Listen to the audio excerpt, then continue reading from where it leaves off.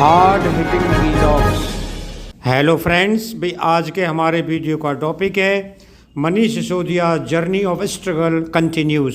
दोस्तों, मनीष सिसोदिया आम आदमी पार्टी के नेता और दिल्ली के डिप्टी सीएम हैं। राजनीति में आने से पहले रेडियो जॉकी और पत्रकारिता करते थे।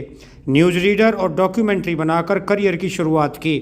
ऑल इंडिया रेडियो और जी टीवी जैसी संस्था में काम किया। वर्ष 1998 में अरविंद केजरीवाल से मुलाकात हुई और 2006 में दोनों ने साथ मिलकर पब्लिक कॉज रिसर्च फाउंडेशन की नींव रखी। वर्ष 2011 में अन्ना हजारे द्वारा चलाए गए भ्रष्टाचार के खिलाफ आंदोलन में शामिल हुए। इसके बाद आम आदमी पार्टी की स्थापना की। दोस्तों, मनीष सिसोदिया का जन्म उत्तर प्रदेश राज्य के हापुड़ जिले के एक छोटे से गांव फगोटा में 5 जनवरी 1972 को एक राजपूत परिवार में हुआ। इनके पिताजी का नाम स्वर्गीय धर्मपाल सिंह सिसोदिया था, जो कि एक सरकारी स्कूल में टीचर थे। मनीष की शुरुआती पढ़ाई हापुड़ जिले के सरकारी स्कूल में पूरी हुई। उसके बाद आगे की पढ़ाई के लिए दिल्ली चले गए। दिल्ली के भारतीय विद्या भवन में एडमिशन ले लिया। यहाँ से उन्होंने पत्रकारिता में डिप्लोमा किया। दोस्तों, वर्ष 1998 में सीमा से शादी हुई। सीमा एक सॉफ्टवेयर कंपनी में काम करती थी, लेकिन शादी के कुछ समय बाद नौकरी छोड़ दी। इनका एक बेटा है जिसका नाम मीर सिसोदिया है। दोस्तों, मनीष ने अपने कैरियर की शुरुआत 1996 में ऑल इंडिया रेडियो के पॉपुलर शो 0 आवर से की थी। इसके बाद वर्ष 1997 और 2005 के बीच मनीष ने जी न्यूज़ के लिए एक रिपोर्टर, न्यूज़ प्रोड्यूसर और न्यूज़ रीडर के रूप में काम किया। वर्ष 1998 में अरविंद केजरीवाल से मिले और एक्टिविज्म पर काम करना शुरू किया। वर्ष 2006 में public cause research foundation NGO की शुरुआत की। इसके अलावा मनीष कबीर नाम की एनजीओ के फाउंडर भी थे। वर्ष 2011 में मनीष सिसोदिया अन्ना हजारे के नेतृत्व वाले भ्रष्टाचार खिलाफ आंदोलन का हिस्सा बने, जिसमें जन लोकपाल बिल की मांग की गई। मनीष जन लोकपाल बिल के प्रस्तावित कानून का मसौदा तैयार करने में शामिल थे और विरोध प्रदर्शन में भागीदारी होने के चलते उन्हें जेल में डाल दिया गया था।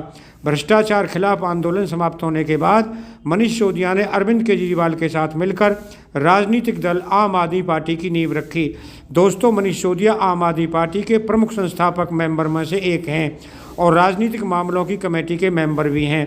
वर्ष 2013 में हुई दिल्ली विधानसभा चुनाव में मनीष सिसोदिया ने सदस्य के रूप में जगह मिली और पूर्वी दिल्ली के पटपड़गंज निर्वाचन क्षेत्र से चुनाव लड़ा।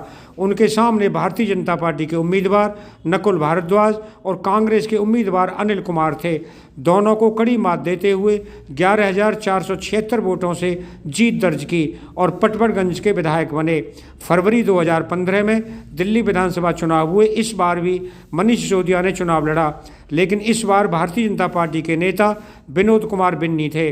मनीष ने इन्हें 28,761 वोटों ज़्यादा वोटों से हराया, लेकिन इस बार आम आदमी पार्टी ने दिल्ली में ज़बरदस्त जीत दर्ज की थी। वर्ष 2015 में आम आदमी पार्टी की जीत के बाद अरविंद केजरीवाल दिल्ली के मुख्यमंत्री और मनीष सिसोदिया डिप्टी सीएम बने। मनीष दिल्ली सरकार में कैबिनेट मंत्री रहते हुए एजुकेशन, फाइनेंस, प्लानिंग, भूमि और भवन, विजिलेंस, सर्विस, महिला और बाल विकास, कला, संस्कृति और भाषा विभागों का जिम्मा संभाला। दोस्तों, वर्ष 2020 के दिल्ली विधानसभा चुनाव में एक बार फिर पटपड़गंज निर्वाचन क्षेत्र से भाजपा के उम्मीदवार रविंदर सिंह नेगी को 3,000 वोटों से हराया।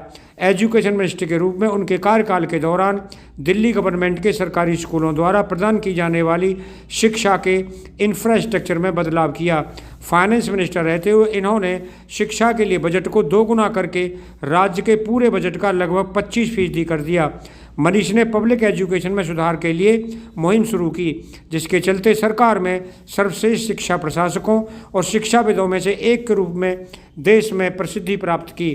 दोस्तों, मनीष केजरीवाल के सबसे पुराने दोस्तों में से एक हैं और उन्होंने दिल्ली में मोहल्ला सभा के लिए जागरूकता पैदा करने और उसके संचालन के लिए उनके साथ काम किया। दोस्तों, वर्ष 2016 में सीबीआई ने मनीष के खिलाफ media campaign talk to AK के नियमों और विनिमय का उल्लंघन करने पर प्राथमिक जांच दायर की। यह बिल्कुल कार्यक्रम मन की बात जैसा शो था। जामिया विश्वविद्यालय के कैंपस में हुए झगड़े के दौरान मनीष सिसोदिया के द्वारा सोशल मीडिया पर झूठी न्यूज़ शेयर की गई थी, जिसके बाद दिल्ली की कोर्ट में इन पर आपराधिक शिकायत दर्ज कराई गई थी। इनके इस शेयर किए गए वीडियो के अनुसार इन्होंने दिल्ली पुलिस पर डीटीसी की बसों को आग लगाने का आरोप लगाया था।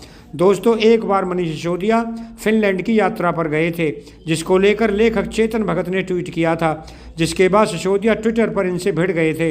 इन्होंने चेतन पर आरोप लगाया था कि वो उनको बदनाम करने की कोशिश कर रहे हैं। दोस्तों, अगस्त 2022 में मनीष सिसोदिया पर कथित भ्रष्टाचार का आरोप लगा कि उन्होंने दिल्ली आबकारी नीति यानी कि एक्साइज पॉलिसी 2021-22 में नियम कानूनों का उल्लंघन किया है, जिसके चलते राजकोष को 150 करोड़ का नुकसान हुआ है। दिल्ली के चीफ सेक्रेटरी नरेश कुमार ने उपराज्यपाल विनय कुमार सक्सेना को एक रिपोर्ट सौंपी, जिसमें लिखा गया कि मनीष सिसोदिया ने कुछ कमीशन लेकर वाइन शॉप मालिक को प्रॉफिट देने का आरोप लगा है। बताया गया कि पंजाब चुनाव में आम आदमी पार्टी ने इनसे फंड इकट्ठा कर काम में लिया था। इसकी जांच सीबीआई कर रही है। सीबीआई ने इनके घर पर छापेमारी भी की थी। शराब घोटाले को लेकर सीबीआई की लंबी पूछताछ के बाद 26 फरवरी 2023 को मनीष सिसोदिया को सीबीआई ने गिरफ्तार किया। उनकी ऊपर आईपीसी की धारा 120B, 470A और धारा 7 लगी है। सीबीआई को जांच में मनीष सिसोदिया के खिलाफ कई सबूत मिले, जिसका जवाब मनीष सिसोदिया नहीं दे पा रहे थे। दोस्तों, वर्ष 2016 में इंडियन एक्सप्रेस द्वारा 100 सबसे प्रभावशाली भारतीयों में मनीष का नाम शामिल है। वर्ष 2017 में भारत के पूर्व राष्ट्रपति प्रणब मुखर्जी द्वारा मनीष सिसोदिया को सर्वोत्तम शिक्षा मंत्री अवार्ड से सम्मानित किया गया था। दोस्तों, वर्ष 2019 में सामुदायिक सेवा, महात्मा गांधी के मूल्यों, स्वच्छता, सामाजिक बदलाव और शिक्षा के क्षेत्र में उनके कार्य के लिए चैंपियन ऑफ चेंज अवार्ड से नवाजा गया। यह अवार्ड संविधान की पीठ द्वारा प्रदान किया जाता है। वर्ष 2021 में मनीष सिसोदिया को शिक्षा में उत्कृष्टता को बढ़ावा देने के लिए ग्लोबल अवार्ड महात्मा से सम्मानित किया गया है। ये अवार्ड सामाजिक बदलाव के लिए चेंज मेकर को दिया जाता है। दोस्तों, मनीष सिसोदिया की संपत्ति की बात करें तो वर्ष 2020 में दायर हलफनामे के अनुसार उनके पास 93 लाख रुपए की कुल संपत्ति है, जिसमें उनकी पत्नी सीमा सिसोदिया की 65 लाख रुपए की अचल संपत्ति शामिल है। इसके अलावा उनके पास 50 ग्राम गोल्ड भी है। मनीष सिसोदिया के पास खुद की ना तो कोई कार है और ना ही कोई बंगला। जिस घर में मनीष रहते हैं वो उनकी पत्नी के नाम पर है। दोस्तों, मनीष को फिल्म देखना काफ़ी ज़्यादा पसंद है। मनीष के पसंदीदा एक्टर दिलीप कुमार और अमिताभ बच्चन हैं। मनीष को चेस खेलना काफ़ी पसंद है। मनीष ने अपने कैरियर की शुरुआत रेडियो जॉकी के रूप में की थी, लेकिन आज किसी रेडियो प्रोग्राम के जरिए दिल्ली की जनता से जुड़े रहते हैं। दोस्तों, शायद ये कम लोगों को ही पता होगा कि कुमार विश्वास मनीष के बचपन के दोस्त हैं। दोनों ने पहली कक्षा के साथ पढ़ाई की है, यहाँ तक कि दोनों की शादी भी एक ही वर्ष में हुई थी। मनीष वर्ष 1998 में पहली बार अरविंद केजरीवाल से मिले थे और 2011 में आम आदमी पार्टी की स्थापना की थी। दोस्तों, अगर आपको ये वीडियो पसंद आया हो तो चैनल को सब्सक्राइब करें, वीडियो को लाइक करें, ज़्यादा शेयर करें। आप लोगों का बहुत बहुत धन्यवाद। Thank you very much.